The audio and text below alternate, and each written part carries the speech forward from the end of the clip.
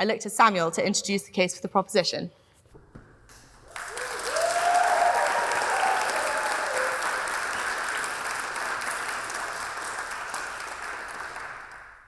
As a hobby cook myself that, likes to try out new flavors and challenge myself culinarily, I can sympathize with the opposition a lot. However, Christmas Eve is just not the time for experimentation, but instead the time for tried and true methods. Think for a second about why we celebrate Christmas. Sure, the food is nice, but the reason why we're there, why we celebrate, is community. It's coming together with our loved ones and spending time with them. It's about lazy mornings, about late nights together. Christmas is about nostalgia. It's about reliving those cozy moments from your childhood. It's about leaving the stress of daily life behind you. And all of those memories that we want to relive in Christmas times, they're intimately and strongly tied to the food that we ate when we were young, in our formative years, that do determine so much about ourselves. And we've built strong emotional associations with specific foods that have, in due course, become very meaningful for us. Eating the same traditional food, year over year, generation over generation, has created this unique connection in our mind that serves as a powerful symbol. Just thinking of the food that I make myself with my family at home, that instantly reminds me of, the cozy evenings that we've sat together, the carols we've sung, the joy we've shared, the presents we've opened. That is why we eat roast turkey. That is why we have Brussels sprouts every year, because it's about the symbol, the emotional shared commitment that we make together. The opposition side in this debate wants to give up that smell of mulled wine, the sweet, delicious minced pies, for just a bit of wild experimentation. But in the process, they lose the associations that were built over decades. They lose the value of lifelong family traditions.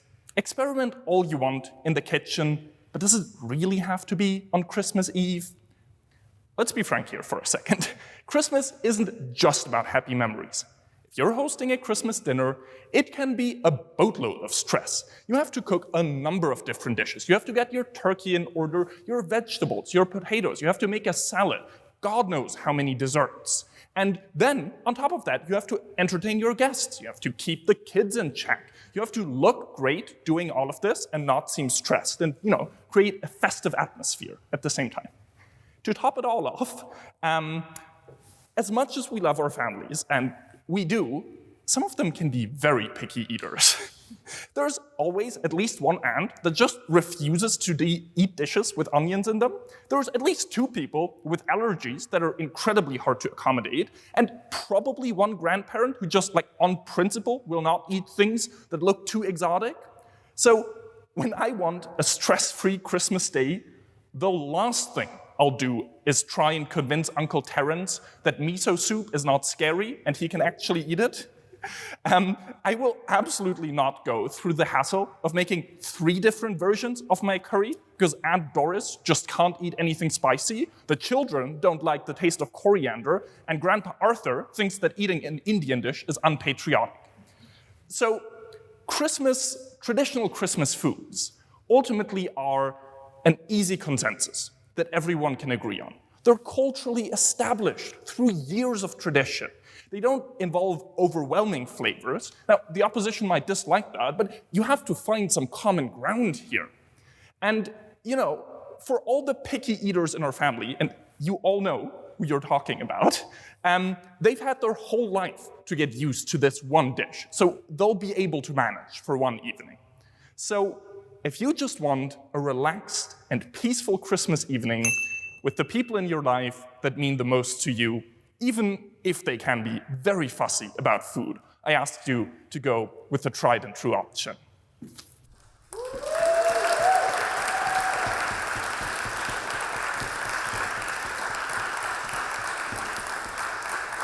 I now welcome Sam back to the dispatch box for his closing remarks.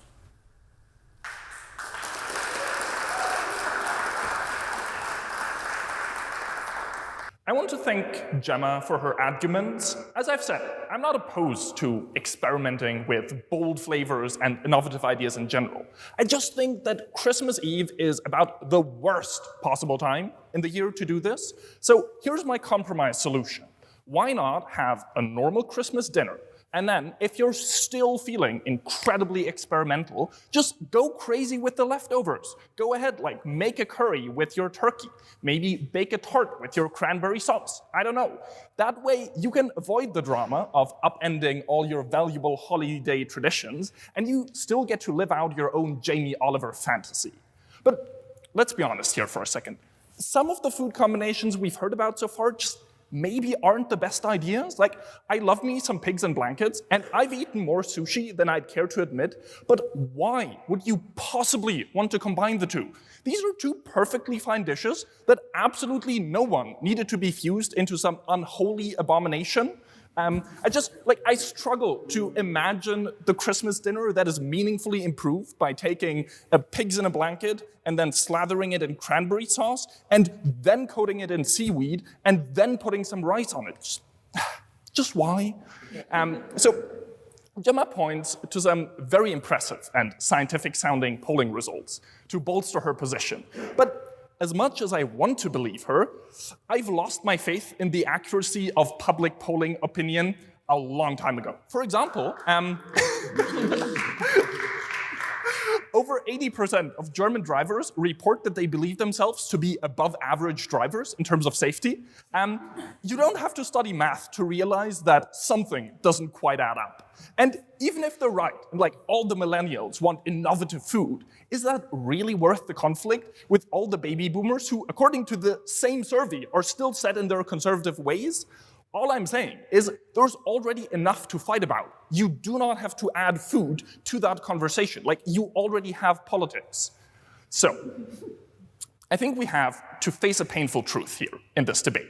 And that is, most of us just aren't incredible cooks. We have busy schedules that don't always allow for using a lot of time and refining all of our culinary techniques. Nevertheless, we like to pretend that we're the next Gordon Ramsay, the next Jamie Oliver, and sometimes that couldn't be further from the truth. Now, I don't want to call out anyone specifically, but often it's the especially enthusiastic hobby cooks among us that overestimate their abilities time and time again. I mean, I'm guilty of this myself. I've produced plenty of burnt chili oil, deflated soufflés, and runny sorbets. But just think for a second about the absolute carnage and chaos that we invite into British homes when we encourage all of the well-meaning, starry-eyed hobby cooks that are completely out of their depths to go wild on Christmas. Cooking on Christmas Day can already be a Herculean task. You have to keep track of loads of different dishes, of cook times, and God forbid you leave the turkey in the oven for too long. If you add the difficulty of making a new recipe to that, you're just inviting disaster. Who here really wants to spend December 24th frantically searching for some obscure ingredient in grocery stores like tamarind juice or seaweed? Who wants the added burden of having to improvise when Sainsbury's or some other retailer of your choice predictably doesn't have all the wild spices you need to shop for? Who wants to experience the moment when it dawns on you that for your cool new recipe you need to sous vide something, but you have no idea what it means to sous vide something or even the required equipment? So let's face it, when we try to experiment on Christmas Eve, too many of us will try to impress everyone by cooking that cool recipe that they saw in a bougie cooking magazine and never mustered up the courage to actually cook. And when the time comes and you cook a recipe you've never done before on Christmas Day with all the added stress, there's only one way it can end: in disaster. The humble, traditional Christmas food, in comparison, is a trusty companion that we've had decades, if not centuries, to get used to. Nowadays, everyone knows the typical pitfalls to avoid. We know the dangers of an overcooked turkey. We know to watch out that our roasted potatoes don't end up all soggy. So in conclusion, I plead with all of the aspiring chefs, of the culinary hobbyists among you, experiment to your heart's content. But please, do it on any other day in the year, and leave Christmas dinner the way it should be, sane, sacred, and satisfying.